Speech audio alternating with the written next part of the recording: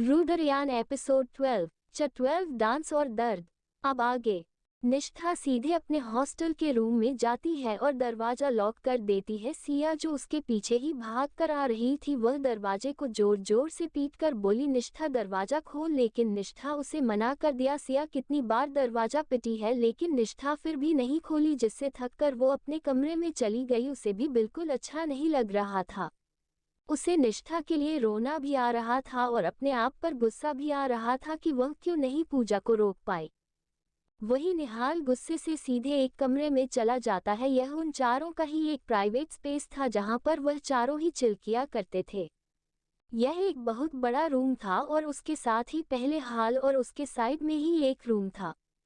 ये कॉलेज में ही बना हुआ था। ये ट्रस्टीज का रूम होता था जो कॉलेज में हर ट्रस्टीज के लिए बनाया गया था और इसे ये चारों यूज करते थे क्योंकि निहाल के पापा इस कॉलेज की सबसे ज्यादा फंड देते थे।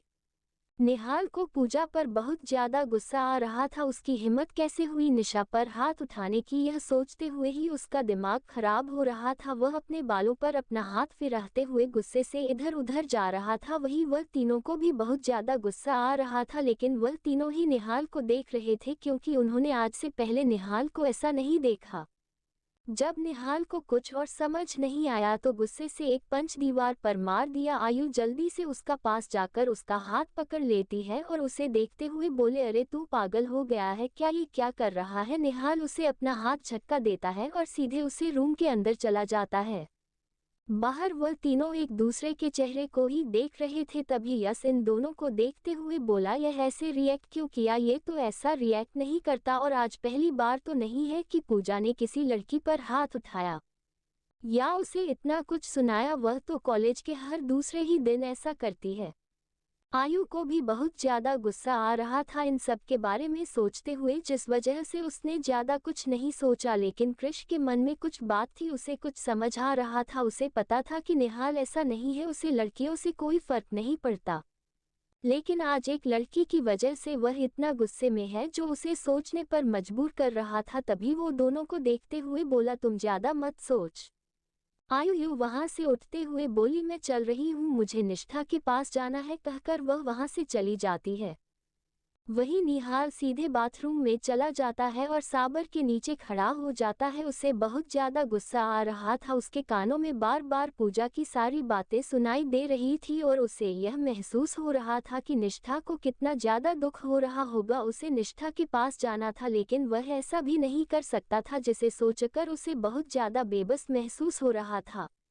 वो बस अपनी आंखें बंद करके साबर के नीचे खड़ा था। उसकी आंखें बंद करते ही उसके सामने निष्ठा का मासूम सा चेहरा आ जाता था जो उसे ही अपनी पलकें उठा देखी थी, उसका नाम लेते हुए। लाइब्रेरी का सीन जब उन दोनों का लिप्स हल्के से आपस में टच हो गया था, तब ये सब जैसे जैसे उसकी आंखों के सामने जा रहा था, उसका गुस्सा वैसा वैसा शांत हो रहा था और उसके चेहरे पर मुस्कान बैठ रही थी। वह मुस्कुराते हुए अपने शर्ट के बटन को खोलते हुए बोला, you are my dream girl Nishtha, तुम्हें मैं खुद से दूर नहीं जाने दूंगा, तुम्हें मैं अपने बनाकर ही रहूंगा, तुम्हारे दिल में मेरे लिए जगह बनाकर ही रहूंगा, चाहे जो भी हो जाए तुम मेरी रूहानियत हो। वहीं दूसरे तरफ आयु हॉस्टल में अपने कमरे में चली जाती है। उसके पास हमेशा ही स्पेयर कैई थी जिससे वह दरवाजा खोलती है और अंदर जाकर देखते हैं निष्ठा अपने आंखें बंद किए हुए बेड पर लेटी हुई थी। उसके फेस पर कोई भी भाव नहीं थे, सिर्फ उसके गालों पर उंगलियों के चिन्ह देख रहे थे। आयु उसके सर के पास बैठ जाती है और उसके बालों को हल्के हल्के के सहलाने लगती है। जिस निष्ठा कुछ देर में उठ जाती है, वह अपनी आंखें खोलकर आयु को देखती है। आयु ने उसकी आंखों में देखा। निष्ठा की आंखें बिल्कुल सूनी है, जिस पर सिर्फ खालीपन पसरा हुआ है, उसमें आंसू की एक बूंद भी उसने कहीं नहीं देखी, जिससे उसके दिल को दर्द हुआ क्योंकि उसे पता था अगर कोई इंसान रो तो वह अपनी फीलिंग्स को बयां कर पाता है, लेकिन अगर कोई इंसान की आंखों में आंसू भी सूख जाता है तो इससे ये साफ है कि उसने अपनी जिंदगी में इतने ही दुख देखे होंगे कि जिससे अब उसकी आंखों में इतना पानी भी नहीं है कि वह आंसू बनकर बहे। उसे समझ आ रहा था कि शायद आज पूजा की बातें उसे दिल तक चुभी थी। जिसे महसूस करते हैं आयु की आंखें नम हो जाती है। वह अपने आप को संभाल लेती है। निष्ठा उसे देखकर उठकर बैठ जाती है और बोली, आयु दी आप ठीक है ना? अभी अपने चेहरे को दूसरे तरफ करते हुए बोली, हाँ हमें ठीक हूँ। तुमने खाना खाया? निष्ठा बोली, नहीं मेरा मन नहीं था। फिर वह बोली, मैं पढ़ने जा रही हूँ, बाद में बात करती हूँ कहकर वह पढ़ने बैठ गई। आयु भी बाथरूम में चली गई और फ्रेश धोकर आकर वह कुछ देर अपनी बुक्स पढ़ रही थी। फिर वह फोन चलाने लगी। ऐसा ही रात हो गई। रात में आज आयु ने नीचे जाकर दोनों के लिए खाना लाया, जिससे सब लोग आयु को देख रहे थे कि आयु ने दो दो थाली ली थी और उसने किसके लिए ली होगी, जिसे सब सोच रहे थे। क्योंकि बहुत कम लोगों को पता था कि आयु की रूममेट निष्ठा है, लेकिन जिनको भी पता था वह तो ये सोचकर खुश हो रहे थे कि उन्हें आयु के साथ रहना नहीं पड़ा और निष्ठा की सलामती की दुआ कर रहे थे। निष्ठा अभी चौंक जाती है जब उसे देखते हैं कि आयु उसके लिए खाना लेकर आई थी। वह खड़े होते ही बोली, आप क्यों गई थी? मुझे बुला लिया होता, मैं चली जाती। तो आयु उसके पास बैठे हुए बोले, अरे तुम पढ़ाई में इतनी बिजी थे तो मुझे तुम्हें डिस्टर्ब करना सही नहीं लगा, कहकर वह उसे बेड पर बैठा देती है। अब तक आयु का हाथ भी काफी ठीक हो गया था, जिस पर वह खुद खाती है और निष्ठा भी खुद खाती है। खाने के बाद वह दोनों ही बेड पर लेट जाते हैं। आयु कुछ देर में सो जाती है, लेकिन निष्ठा की आंखों में नींद नहीं थी। वो अपने बैग से एक चीज निकलती है और सीधे छत पर चली जाती है। छत पर जहां पर हॉस्टल था वह जगह बहुत बड़ी थी और उसे पूरी जगह पर बॉयज हॉस्टल और गर्ल्स हॉस्टल थी, जिसके छत आपस में जुड़े हुए थे। लेकिन इतना भी नहीं कि कोई लड़का या लड़की आसानी से कूद कर जा सके, लेकिन फिर भी अगर कोई कोशिश करे तो वह जरूर कर सकेगा।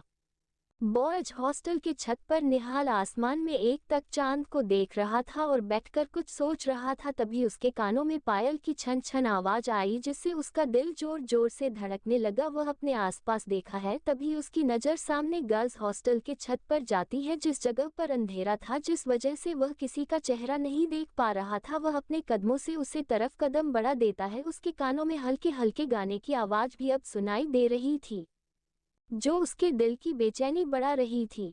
वह अपने कदम को तेज करता है, तभी वह एकदम से रुक जाता है और अपने सामने छत के फासले को देखने लगता है, जिसे देखकर तो अपनी जगह रुक जाता है। लेकिन फिर वह अपने कदम पीछे कर लेता है और तेज भागकर एक छत से दूसरे तक छलांग लगाता है, जिससे वह आसानी से दूसरे छत पर पहुंच जाता है। वह सामने देखा है कि एक लड़की सामने अपनी आंखों में पट्टी बांधे गाना गाकर डांस कर रही थी। चांद की रोशनी उसे लड़की के चेहरे को और बदन को अलग ही तेज दे रही थी। वह गाना गाते हुए डांस कर रही थी। तेरी बाहों में जो सुकून था मिला, मैंने ढूंढा बहुत था फिर न मिला। दुनिया छूना चाहे मुझको यूं, जैसे उनकी सारी की सारी मैं। दुनिया देखे रूप मेरा, कोई ना जाने बेचारी मैं। हाय टूटी सारी की सारी मैं, तेरे इश्क में हुई आवारी मैं। हाय टूटी सारी की सारी मैं, तेरे इश्क में हुई आवारी मैं। कोई शाम बुलाए, कोई दाम लगाए, मैं भी ऊपर से हंसती पर अंदर से हाय। क्यों दर्द छुपाए बैठी है, क्यों तू मुझसे कहती है, मैं तो खुद ही बिखरा हुआ। जैसे जैसे निहाल गाना सुन रहा था, उसे अपने दिल में दर्द होता जा रहा था। वह जब अपने सामने निष्ठा को देखा है तो उसे तो पहले यकीन नहीं होता, लेकिन हाय अंदर अंदर से टूटा मैं, तेरे इश्क में खुद ही से रूठा मैं। हाय अंदर अंदर से टूटा मैं, तेरे इश्क में खुद ही से रूठा मैं जी भर के रो लूं, तेरी बाहों में सो लूं। आ फिर से मुझे मिल, मैं तुझसे ये बोलूं, तू अनमोल थी, पल पल बोलती थी। ऐसी चुप तू लगा के गई, सारी खुशियां खा के गई। हाय अंदर अंदर से टूटा मैं, तेरे इश्क में खुद ही से रूठा मैं। हाय तेरी हूँ सारी की सारी मैं, हो तेरे ही लिए ना सारी मैं। लेकिन ने निष्ठा ही थी। निष्ठा डांस करते हुए आखिर में घूम घूम कर धड़ाम से फर्श पर बैठ जाती है, जिसे देखकर निहाल डर जाता है और भागकर उसके करीब जाता है और अपने घुटनों के बल बैठकर निष्ठा को कसकर पकड़ लेता है। निष्ठा जो बेसुध जमीन पर बैठी हुई थी, जब उसे अपने ऊपर किसी के पकड़ महसूस हुई तो वह घबरा गई। अपने हाथ को छुड़ा रही थी, जिससे वह अपने आंखों में बनी पट्टी को खोल सके। तभी उसे महसूस हुआ कि किसी ने उसके आंखों की पट्टी खोल दी है। तो वह जैसा ही अपनी आंख खोलकर सामने देखती है तो अपने सामने निहाल को पाती है। उसे देखकर वह अपना सर नीचे कर लेती है और धीमी आवाज में बोली, आप यहाँ। निहाल उसके सूनी आंखों को देख रहा था जिस पर ना ही कोई भाव थे ना ही कोई आंसू, सिर्फ दर्द थे। जिससे उसके दिल में दर्द हो रहा है वह निष्ठा को अपनी बाहों में अच्छे से भर लेता है और वहीं जमीन पर बैठ जाता है और उसके सर को सहलाती पर बोला, हन मैं वह छत पर बैठा था, मुझे नींद नहीं आ रही थी, तब तुम्हारी पायल की आवाज़ों ने मुझे तुम्हारी तरफ खींचा, जिस वजह से मैं यहाँ आ गया। उसकी बात सुनकर निष्ठा उसके सीने से ही लगी हुई उसे देखने की कोशिश कर रही थी। उसे बहुत अजीब लग रहा था और उसके दिल की धड़कन भी तेज हो गई थी, लेकिन निहाल की पकड़ उसे पर मजबूत थी जिससे वह उसे दूर नहीं हो पा रही थी। फिर वह वैसे ही छत को देखती है जिस पर उनकी छत की डिस्टेंस काफ़ी थी, तो वह धीमे आवाज में बोले, आप कैसे आए? इन दोनों छत में तो काफ़ी फासला है। निहाल मुस्कुराते हुए बोला, मैं कूद के आया हूँ, तुम ये छोड़ो, तुम्हारे पैरों में चोट तो नहीं लगी? कहकर वह उसके पैरों को अपने करीब करता है और उसके पैरों को देखने लगता है। उसके पैरों में बस हल्की हल्की से ही खरोंच थी। निहाल ने निष्ठा को अपनी बाहों से आज़ाद कर दिया था और उसके पैरों को पकड़े हुए बैठा था। जब देखी है कि निहाल उसके पैरों को अपने हाथों से ही साफ कर रहा है तो वह अपने पैरों को पीछे खींचने की कोशिश करते हुए बोली, आप छोड़िए, मैं साफ कर लूंगी। तो निहाल उसके पैरों पर अपना हाथ से साफ करके फूंकते हुए बोला, तुम चुपचाप बैठी रहो, आगे क्या होता है जानने के लिए बने रहे हमारे साथ। रुद्रयान एपिसोड 13 13 छुपना छुपाना। अब आगे। निहाल अपने हाथों से जितना हो सके उसके पैरों को साफ करते हुए उसे देखते हुए बोला, तुम रात में यहाँ भूतों की तरह क्यों डांस कर रही हो? अगर किसी ने सुन लिए तो लगेगा कि तुम भूत हो और तुमने पायल भी भूतों की जैसी ही पहन रखी है। ये कहकर वह मुस्कुराने लगा। उसके बाद सुनकर निष्ठा है उसे देखते हुए धीमी आवाज में बोली, सॉरी कहकर उठकर वहां से जाने लगी। तो निहाल भी जल्दी से उठ गया और उसका हाथ पकड़कर अपने करीब खींच लिया, जिससे निष्ठा और निहाल दोनों ही बहुत करीब होंगे। दोनों के चेहरे बिल्कुल एक दूसरे के सामने ही थे। तभी उन्हें नीचे से बहुत सारी लोगों की चलने की और ऊपर आने की आवाज आई, जिसे महसूस करते ही निहाल निष्ठा को ले जाकर एक कोने में छुप जाता है। तभी कुछ लड़कियां वेडर्न के साथ ऊपर आती है। वह सब लड़कियां उसे छत के चारों तरफ देख रही थी। तभी वार्डन, जो शायद आधी नींद से उठने की वजह से चिढ़ी हुई थी, बोली, तुम लड़कियों का कुछ नहीं हो सकता, तुम लोगों ने किसने क्या बुरा सपना देख लिया? छत पर कोई भाग रही है, तुम्हें पायल की आवाज आ रही है, तुम है तो। तभी एक लड़की डरती हुई बोली, नहीं सपना आंटी, हमने सुना था कोई डांस कर रही है, मुझे भी बहम लगा जिस वजह से मैं ऊपर आई थी। मुझे किसी के नाचने की परछाई महसूस हुई, जैसे कि कोई गायन नाच रही होगी, जिससे मैं डर कर नीचे चली गई और आपको बुलाया जरूर, यहाँ पर किसी भूत या आत्मा का साया है। वही उसकी बात सुनकर जो निष्ठा साइड में छुपी हुई थी अपनी आंखें बड़ी बड़ी करते हुए उन सबको देख रही थी। छत पर अंधेरा था लेकिन वह दोनों चीज कोने पर खड़े थे। चांद की रोशनी उन दोनों पर ही पड़ रही थी और वह सब उनसे काफी दूर थी, जिस वजह से वह उन्हें देख नहीं पा रही थी। निहाल निष्ठा का रिएक्शन देखते हुए अपनी दबी आवाज में बोला, इतना आंखें फाड़ कर मत देखो, मैंने बोला था ना कि यह लोग तुम्हें शायद भूत या चुड़ैल समझ लेंगे। तो निष्ठा उसे अपनी मासूमियत भरी आंखों से देखते हुए बोली, पर मैं तो सिर्फ डांस कर रही थी। उसे के ऐसे क्यूटनेस वाली फेस को देखकर निहाल की फेस में स्माइल आ गई। वो उसके गाल को खींचते हुए बोला, हाँ मुझे पता है तुम डांस कर रही थी, लेकिन पहले तो तुम्हारा सॉन्ग सैड वाला था और दूसरा तुम्हारी पायल की आवाज से सब लोगों को तुम भूत लग रही होगी, क्योंकि यहाँ पर ऐसे पायल कोई नहीं पहनता। जिस निष्ठा उसे सवालिया नजर से देखने लगी, जैसे पूछ रही है आपको कैसे पता? तो निहाल उसकी आंखों को सवाल को महसूस करती हुई उसके और करीब जाकर उसके कानों में धीमी आवाज में बोला, क्योंकि इन्हें ये शोर लगता है और मॉडर्न लड़कियां ये पहनना पसंद नहीं करती। फिर वो उसके कान के और करीब जाते फिर बोला, लेकिन इन्हें यह नहीं पता कि यह किसी के दिल क्या सुकून भी हो सकते हैं। ये सब कहते हुए उसके लिप्स निष्ठा के कानों पर टच हो रहे थे और वह लास्ट में उसके कान पर हल्की सी किस करके दूर हो जाता है। निष्ठा तो एकदम जम जाती है। तभी वहां पर वर्दन और जो लड़कियां खड़ी थी वह आसपास टॉर्च लगाकर देखने लगी, जिस निष्ठा बहुत ज्यादा डर गई और वह और ज्यादा निहाल की करीब आने लगी। निहाल को जब महसूस हुआ कि निष्ठा उसके करीब आ रही है तो वह तो अपने आसपास की चीजों को ही भूल गया। वह भी निष्ठा को अपनी बाहों में अच्छे से छुपा लेता है। वह दोनों एक कोने में थे और वह जगह साइड में थी। छत बहुत बड़ी थी जिस वजह से वह उन्हें नहीं देख पाए। वो सब काफी देर ढूंढते हैं। फिर सपना आंटी चीर कर सब लड़कियों को देखते हुए बोली, तुम सब लड़कियां मेरी आधी रात में नींद खराब कर दी। मैं कितना अच्छा सपना देख रही थी। तुम सबकी तो खैर नहीं, कल मैं तुम सबको देख लूंगी, कहकर बहू चिढ़ते हैं वहां से चली गई और सब लड़कियां भी वहां से चली गई। वहीं निष्ठा कंफर्म करने के लिए कि सब चली गई है, अपना सर साइड से निकाल कर सब जगह देखने लगी। वह जब देखी है कि कोई नहीं है तो वह धीरे से निहाल से बोली, सब चले गए। निहाल उसी में ही खोया हुआ था क्योंकि वह दोनों एक दूसरे के बहुत ही ज्यादा करीब थे, जिससे उन दोनों का लिप्स में भी कुछ ही फासले थे।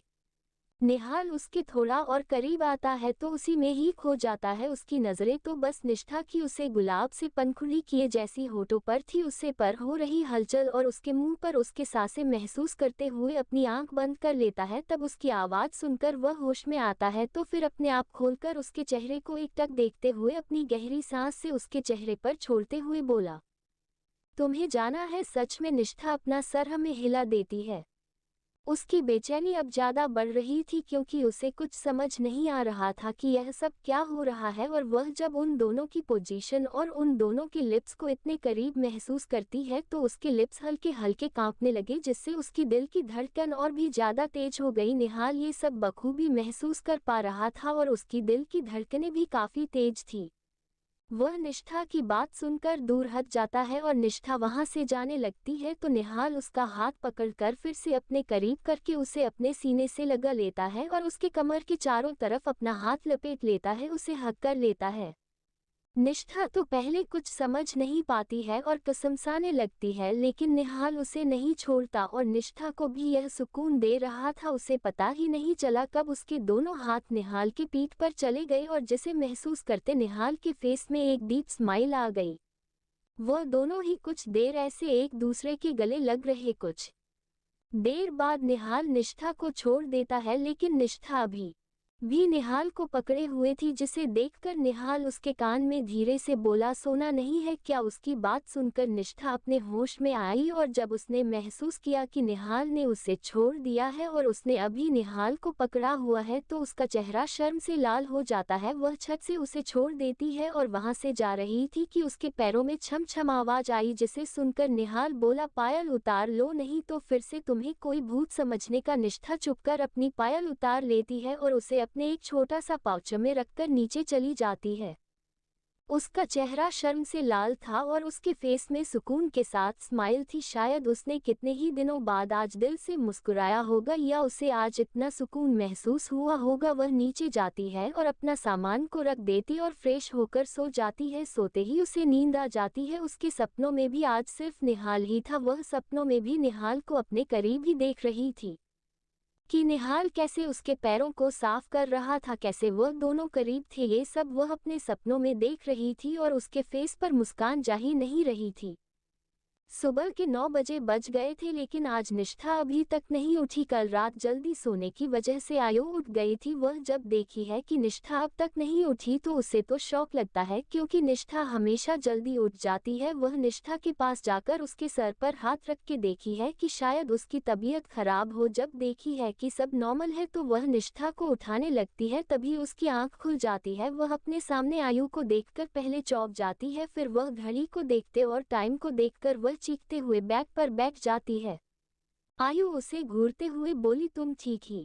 तो वो सॉरी फेस करके उसके देखकर अपना एक हाथ अपने कान के पास ले जाकर उसे मासूमियत से सॉरी बोल देती है और फिर हड़बड़ाते उठते भी बोली, मैं क्लास के लिए लेट हो जाऊंगी, मुझे नहाने जाना है, कहकर वह छत से एक टॉवल लेकर नहाने के लिए चली जाती है। आयुष जो यूं ही घूर रही थी मुस्कुराने लगती है। वही आयु फिर वहां से चली जाती है। वहीं निथा जल्दी से रेडी हो जाती है। उसने आज एक लॉन्ग ब्लैक कलर की कुर्ती उसके साथ जीन्स पहन ली थी। पैरों में जूती, कानों में बड़े बड़े झुमके, अपने बालों की ढीली से ब्रेड बनाई हुई और उसके आगे के काफी बल उसके गालों को चूम रहे थे। आंखों में हल्की काजल, माथे पर बिंदी, होठों पर हल्की सी लिप बाम। उसके गोरे रंग पर उसे ब्लैक कुर्ती बहुत ज्यादा जच रही थी। वह आज कयामत लग रही थी। उसके चेहरे पर वह मासूमियत अभी भी कायम थी। तभी उसे अपने डोर पर नोक हुआ। वो डोर खोलकर देखती है तो सामने सिया है। सिया उसे देखकर तो पहले अपने दिल पर हाथ रख लेती है, फिर उसे गले लगाकर बोली, तो ठीक है ना? निष्ठा मुस्कुरा देती है और बोली, हाँ हम ठीक है। फिर वह सिया को देखते हुए बोली, तुम कॉलेज के लिए तैयार हो? सिया हाँ में सर हिला देती है तो निष्ठा भी अपना बैग ले आती है और वह दोनों ही निकल जाती है। तभी सिया उससे बात करते हुए बोली, अरे तुमने मुझे बताया नहीं कि कल वह 3 लड़के तुम ही क्यों आकर पूछे थे कि आयु कहाँ है? तो निष्ठा तो पहले हड़बड़ा गई, फिर उसे देखकर वो बोली, वह ना आयु दी मेरी रूममेट है, तो उन्होंने मुझे पूछा क्योंकि शायद उनका फोन नहीं लग रहा होगा। उसकी बात सुनकर सिया जो सीढ़ियों पर चल रही थी उसका पर ही फिसल गया। वह गिरने ही वाली थी कि निष्ठा से उसे पकड़ लेती है। सिया उधर बैठ जाती है और अपना सर पर हाथ रखकर उसे देखते हुए बोली, क्या वो निर्दय औरत तुम्हारी रूममेट है? मैंने तो सुना है कि वह जल्लाद से कम नहीं है। वह मुझे पसंद है लेकिन वह काफी डेंजरस भी है। निष्ठा उसे सीढ़ियों से उठाते हुए बोली, ऐसा कुछ नहीं, वह ठीक है, वह हमसे अच्छे से बात करती है। सिया उसके साथ कॉलेज के कैंपस के अंदर आते हुए बोली, तुम भी हो सीधी शादी सी, तुमसे कोई गधी तरीके से बात कर ही नहीं पाएगा। तभी उसकी नज़र निष्ठा के गालों पर गई जिस पर अभी भी हल्के लाल निशान थे, जो कल के पूजा के थप्पड़ मारने के निशान थे। जिसे देखकर सिया को बहुत गुस्सा आया तो उसकी गाल पर हल्के से अपना हाथ रखते हुए बोली, पता नहीं उसे चुड़ैल ने कैसे तुम पर हाथ उठाया, मेरा तो दिल कर रहा है उसका सर ही फोड़ दूं। वह बातें करते हुए ही जा रही थी कि तभी वह देखते हैं कि सामने से द फॉरएवर आ रहे हैं, जिसे देखते ही वह दोनों अपनी नज़र नीचे कर लेते हैं। वही सामने चारों की नज़र उन दोनों पर ही थी, खास करके निष्ठा पर, क्योंकि आज निष्ठा उसे ब्लैक ड्रेस में इतनी प्यारी लग रही थी कि आयु भी अपने नज़रें उसे पर से नहीं हटा पा रही थी।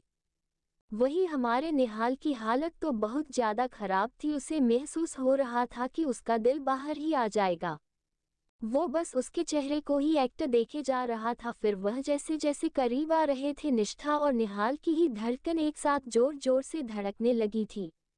सिया और निष्ठा वहां से चली जाती है। निहाल के बगल से ही निष्ठा गुजरी थी। जैसे ही वह उसके बगल से गुजरी थी, निहाल की नज़र उसे पर ही थी, जिसे निहाल की नज़रें उसके गाल पर पड़े थप्पड़ के निशान पर चली गई, जिसे देखकर उसे बहुत ज़्यादा गुस्सा आने और फिर से वह सब उसे याद आने लगा जो पूजा ने उसके साथ किया था कल रात को। अंधेरे की वजह से उसे उसके गाल का निशान इतना नहीं देखा था और शायद वह इस बारे में भूल भी गया था, लेकिन अब फिर देखकर उसने ठान लिया था कि वह पूजा के साथ कुछ न कुछ करके ही रहेगा। आगे क्या होगा जानने के लिए बने रहे हमारे साथ। रुद्रयान एपिसोड 14 च 14 रिवेंज। वह गहरी सांस लेता है और अपने सब दोस्तों को देखने लगता है, जिससे सब उसे ही देखने लगते हैं। तो निहाल अपने हाथों को स्ट्रेच करते हुए उन सब को देखते हुए बोला, काफी दिनों से कुछ बवाल नहीं हुआ, चलो कुछ बवाल करते हैं। उसकी बात सुनकर वह तीनों के ही आंखों में चमक आ जाती है और वह चारों वहां से मुस्कुराते हुए चली जाती है। कुछ देर बाद क्लासरूम में सब स्टूडेंट पढ़ रहे थे। सिया और रवि बैठकर फुफुसा कर बातें कर रहे थे। वहीं निष्ठा जो उनके पास ही बैठी थी, वह उनकी बातें सुन रही थी और पढ़ाई भी कर रही थी। सिया रवि को देखते हुए बोली, अरे हमारा फ्रेशर पार्टी इतना लेट क्यों हो रहा है, थोड़ा जल्दी नहीं हो सकता? उसके बात सुनकर रवि बोल, अरे कॉलेज में एडमिशन अभी भी चल रहे हैं और 1 महीने तक चल लेंगे, जिस वजह से ही पार्टी लेट होगा, जिससे कोई भी न्यू फ्रेशर्स इस पार्टी को मिस ना कर सके, जिसे सोचकर ही फॉरएवर्स ने ये कराया है। ये सुनकर सिया खुश होते हुए बोली, वह काफी इंटेलिजेंट। रवि बोला, हाँ इंटेलिजेंट के साथ साथ खतरनाक भी। वह ये बोला ही था कि तभी सब लोगों को बाहर से जोर जोर से चिल्लाने की और पटाखे फूटने की आवाज आई, जिससे क्लास के टीचर्स और स्टूडेंट सबके ध्यान वहां पर चले गए। सब लोग भाग कर गए तो वह सब नीचे गार्डन एरिया में देखते हैं, जहां पर एक लड़की भाग रही थी और उसके पीछे एक लड़ी लगी हुई थी जिसे पटाखे फूट रहे थे। जैसे वह लड़की चीख रही थी, चिल्ला रही थी, उसके आसपास जो लड़कियां थी वह भी उसके साथ चीख रही थी।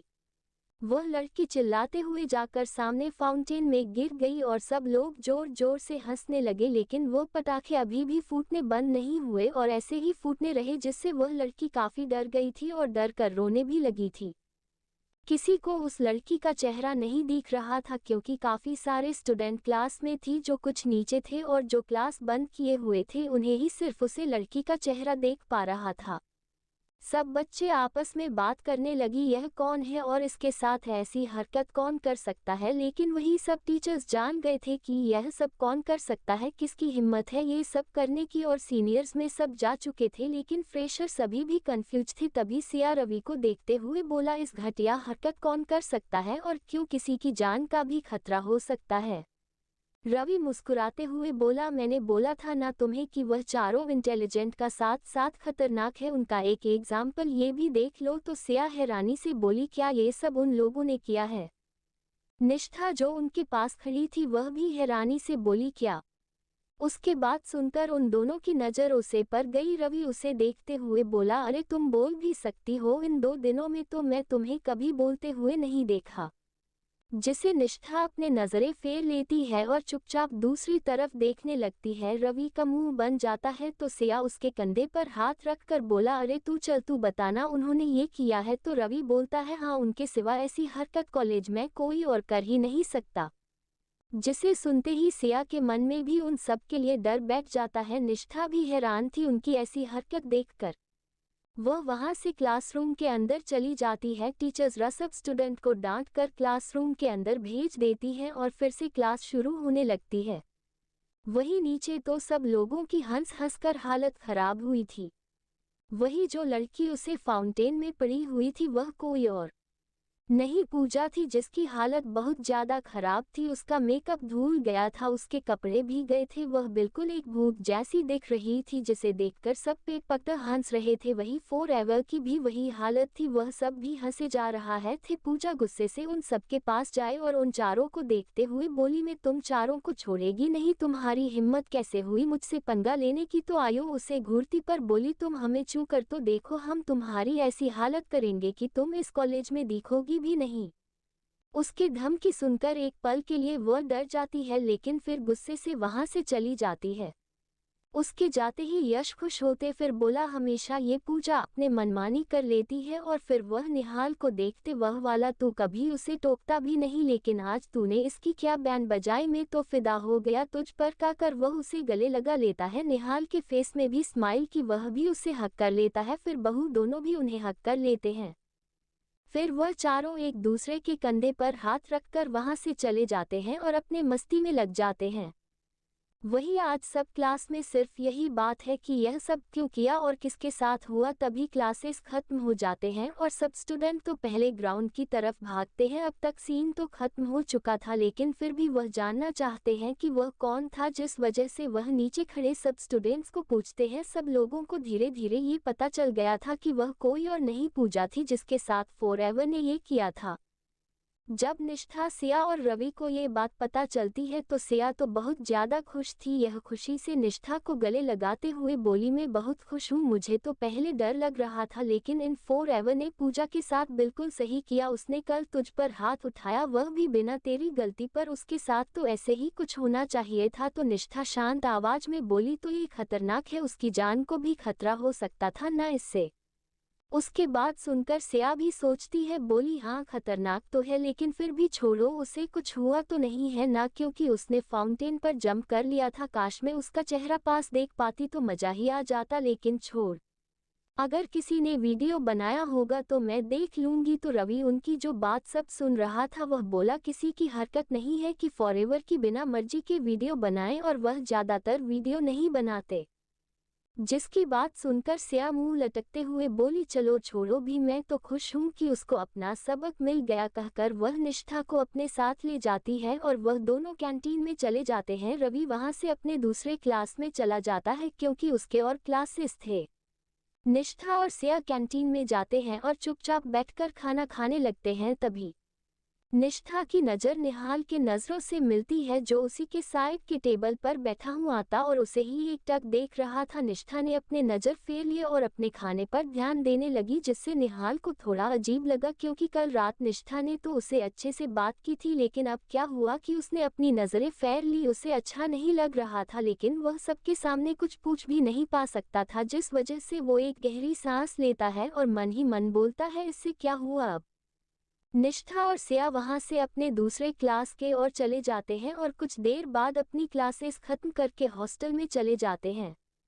वह चारों भी अपने कुछ क्लास करते हैं, कुछ देर मस्ती करके फिर अपने अपने हॉस्टल की ओर चले जाते हैं। रात का वक्त, निष्ठा कमरे में खाना लाई थी और खुद अपने खाना खा लिया था और आयु के लिए भी खाना रख दिया था। आयु जब कमरे में आई तो निष्ठा को देख रही थी जो बैठकर पढ़ाई कर रही थी। वह उसे डिस्टर्ब नहीं करती है और वॉशरूम में जाकर फ्रेश होकर अपना खाना खाने लगती है और निष्ठा को देखने लगती है। निष्ठा चुपचाप बैठकर अपने पढ़ाई कर रही थी। आयु को आज निष्ठा थोड़ी अलग अलग रही थी। वह निष्ठा से देखकर पूछता है, निष्ठा तुम ठीक हो? निष्ठा बस उन्हें देखकर सर हाँ में हिला देती है। तो निष्ठा वहां से उठते हुए बोली थी, मैं थोड़ी देर ऊपर टहलने जा रही हूँ, आप खाना खाकर सो जाना, कहकर वह वहां से चली जाती है। निष्ठा छत पर चली आई और सामने खुले आसमान में चांद को देखने लगी। उसकी आंखों में अभी सुनापन था। तभी उसे महसूस हुआ कि कोई अपने धीमे कदम से उसकी तरफ आ रहा है। जिसे वो पीछे पलटते हैं तो देखती है कि सामने निहाल है। वो पल के लिए तो डर जाती है और एक कदम पीछे हट जाती है तो निहाल उसके हाथ को छत से पकड़ लेता है, जिससे निष्ठा अच्छे से खड़ी हो जाती है। निहाल उसे देखते हुए बोला, तुम यहाँ क्या कर रही हो? तभी निष्ठा बोली, कुछ नहीं, बस ऐसे ही आ गए थे। तो निहाल जाकर उसी के बगल में खड़ा हो जाता है और उसे एकटक देखने लगता है। वह निष्ठा को देखते हुए बोला, क्या हुआ, नींद नहीं आ रही है? उसके बात सुनकर निष्ठा बस हाँ में जवाब दे देती है। निहाल उसे देखते हुए बोला, क्या हुआ? तो निष्ठा वैसे ही सामने देखते हुए बोली, आपने पूजा के साथ वह सब क्यों किया? निहाल निष्ठा के चेहरे को देखते हुए बोले, क्या तुम्हें बुरा लगा? निष्ठा बोली, उसके जान को खतरा हो सकता है, आपने वह सब उसके साथ क्यों किया? सही तो जानना चाहती थी कि निहाल ये सब किस वजह से कर रहा है, जिस वजह से वह इस बारे में पूछ रही थी, जिसको निहाल भी समझ पा रहा था। वह जवाब देते हुए बोला, तुम्हारे वजह से उसकी हिम्मत कैसे हुई तुम पर हाथ उठाने की? निहाल की बात सुनकर निष्ठा एक पल के लिए अपनी आंख बंद कर लेती है, फिर अपनी आंख खोलकर उसे देखते हुए बोली, आपको मेरी फिक्र करने की कोई भी जरूरत नहीं है और मेरे वजह से किसी को नुकसान पहुंचाने की भी नहीं। तो निहाल बोल, अरे वह सब सच के क्रैकर्स नहीं थे और उससे सिर्फ डराया था और कुछ नहीं किया था। उसकी बात सुनकर निष्ठा ने कुछ नहीं कहा और पलट कर वहां से जाने लगी तो निहाल ने पीछे से ही उसका हाथ पकड़ लिया, जिस निष्ठा रुक गई। निहाल बोलोगी नहीं कुछ तुम? निष्ठा के दिल एक पल के लिए धड़कना ही भूल जाता है। निष्ठा अपनी आंख बंद करके गहरी सांस लेती है और बोली, हमारी फिक्र करने की कोई जरूरत नहीं है, हम अकेले ही ठीक है, कहकर वहां से चले जाते हैं। उसके जाते से निहाल भी वहां से चला जाता है और अपने हॉस्टल के रूम में जाकर रेस्ट करने लगता है। उसकी आंखों में सिर्फ निष्ठा का ही चेहरा था, निष्ठा की वह सोनी आंखें, उसकी वह खालीपन जो उसे बार बार बेचैन कर रहा था और आखिर में उसकी बातें, मैं अकेली ही ठीक हूँ, जो उसके दिल पर बार कर रहा था। लेकिन वह इस बारे में ज्यादा ना सोचकर सो जाता है। निष्ठा भी आकर जैसे तैसे सो जाती है। ऐसे ही कुछ दिन चले जाते हैं। इन कुछ दिनों में कहीं न्यू स्टूडेंट ने एडमिशन की थी। इन दिनों में आयु और निष्ठा की दोस्ती और भी ज्यादा गहरी हो गई थी और साथ ही साथ सिया और निष्ठा के भी रवि भी उनका अच्छा दोस्त बन गया था। निष्ठा बहुत कम ही रवि से बात करती थी और इन दिनों निहाल ने एक बार भी निष्ठा से बात करने की कोशिश नहीं की। उसे बार बार निष्ठा का उसे वह अकेला छोड़ने वाला बात याद आ रहा था, जिस वजह से वह नहीं उसके करीब नहीं जा रहा था। निष्ठा को भी अच्छा नहीं लग रहा था। उसे उन 2-3 मुलाकातों में ही निहाल से एक अलग तरह का रिश्ता महसूस हो रहा था, लेकिन ऐसे उसे दूर जाना उसे खल रहा था। लेकिन उसे पता था कि वह अकेली ही है, जिस वजह से वह इन सब के बारे में जितना ना सोच है उतना उसके लिए अच्छा होगा सोचती थी।